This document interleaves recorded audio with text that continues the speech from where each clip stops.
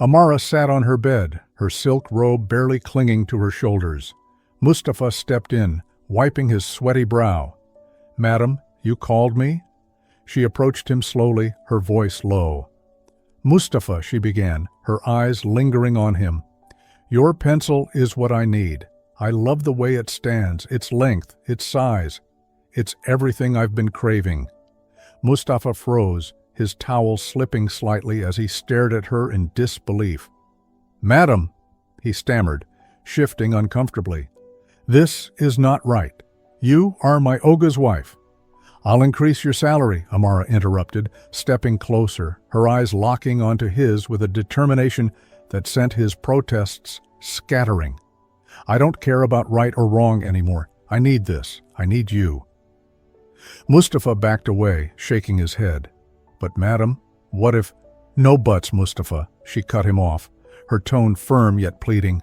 "Just say yes, and I'll make sure you never have to worry about anything again." The grand ballroom shimmered with gold chandeliers and delicate floral arrangements, the scent of roses and lavender filling the air.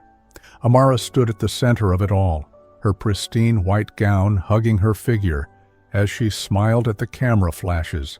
This was her fairy tale, the one she had dreamt of since she was a little girl. Toby, her billionaire husband, stood beside her, beaming with pride as guests congratulated them. As she glanced at him, her heart swelled. Toby was everything she had prayed for, wealthy, handsome, and respectful.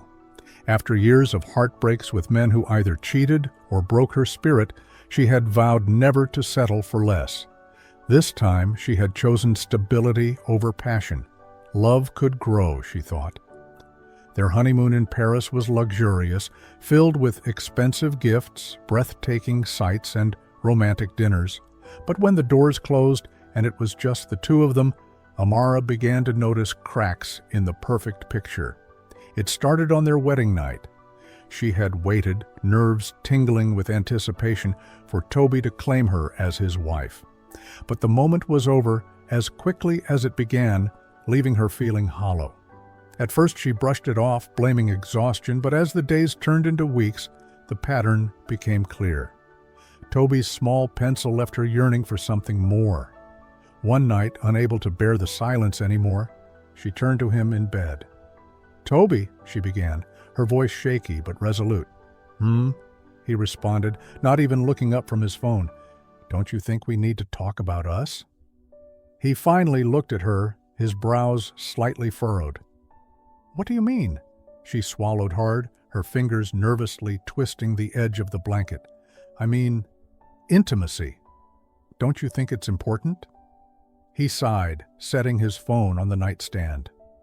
"Amara, intimacy isn't food. We're adults. We don't need to act like teenagers. There is more to marriage than that." His tone was dismissive, and the finality in his words stung like a slap. She watched as he turned his back to her, pulling the covers up to his shoulders. Amara sat in the darkness, her chest tightening with frustration and longing. It wasn't just about the physical act.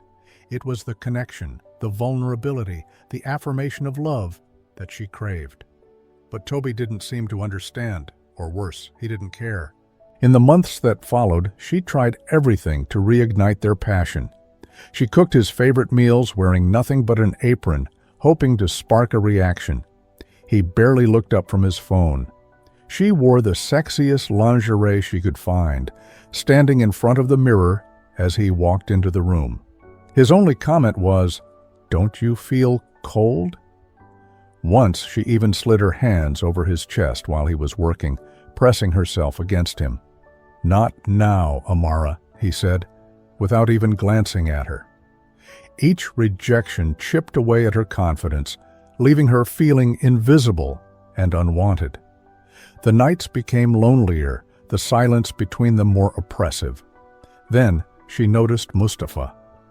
One sunny afternoon, she watched him crouch beside one of Toby's luxury SUVs, changing a tire with practiced ease.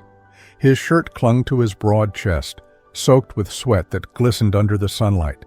Each muscle in his arms flexed as he worked, his biceps straining with effortless strength. Unlike Toby, who barely acknowledged her presence, Mustafa always greeted her warmly. "Madam, how is everything?" he would ask, his deep, melodic voice carrying a quiet charm that lingered long after he spoke.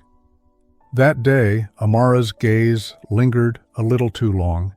She noticed how the waistband of his trousers sat low on his hips, his athletic physique undeniable. A warmth stirred within her that she hadn't felt in months. Her casual conversations with him became laced with flirtation. Her fingers brushed his hand when she handed him something. Her lingering gaze held his for just a second too long. One evening, as Mustafa carried a bag of groceries into the kitchen, Amara decided she couldn't hold back any longer. The tension inside her had reached a breaking point. "Mustafa," she said, her voice soft yet firm. He turned to her, his brow furrowed in confusion. "Yes, madam?" She took a deep breath, stepping closer until there was barely any space between them. "Your pencil," she whispered, her eyes locking with his. "It's what I need."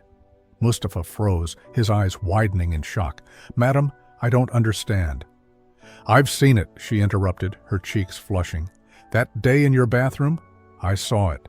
And it's everything I've been missing." Her voice dropped lower, trembling with desire. "I need you, Mustafa." His gaze darted to the floor, his Adam's apple bobbing as he swallowed hard. "Madam, this is wrong. You are married to Olga."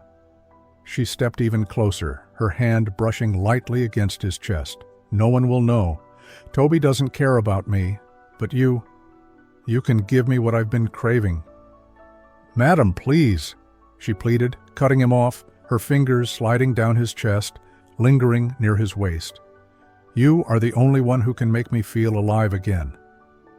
Mustafa's resolve wavered as her touch ignited something deep within him.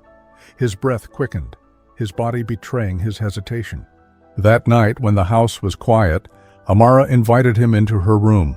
What began with hesitant touches quickly turned into an explosion of passion. Mustafa was everything Toby wasn't: intense, attentive, and eager to please. For the first time in years, Amara felt truly alive, and she knew there was no turning back. To be continued, please subscribe for Part 2.